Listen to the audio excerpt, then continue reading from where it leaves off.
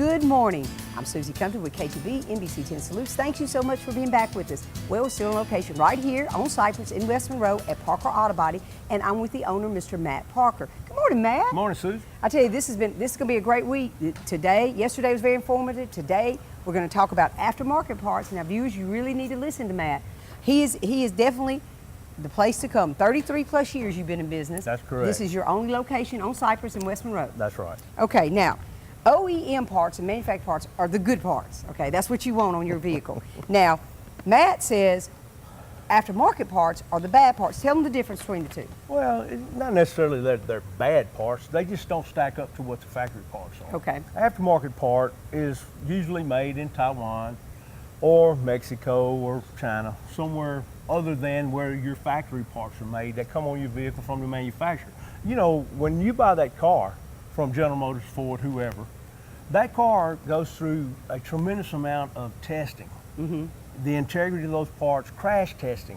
And in fact, the insurance industry are the ones that rate the crash testing, that give the ratings on the new vehicles as far as their crash worthiness.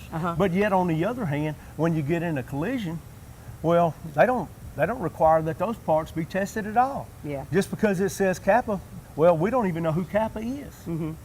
Where do they do their certifications? Where do they do their testing? Where do they do their crash testing? I know for a fact that Ford Motor Company did a test with, they took two identical Mustangs. Mm-hmm. They crashed them identically. They repaired one with original equipment and one with aftermarket parts. Mm-hmm. That one repaired with aftermarket parts sustained 2.5 times the amount of damage as the one repaired with factory parts. And worse than that, it made the airbag deploy at the wrong time.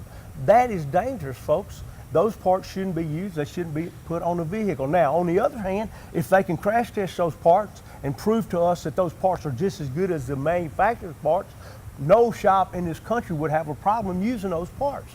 But they're not able to do that. And until they do, I'm taking this stand that we shouldn't use those parts and we shouldn't put them on your vehicle, because we're looking out for you, the consumer, not the insurance company. And it's up to them what they can use. It's absolutely, it's up to you, the consumer, to whether you'll accept that or not.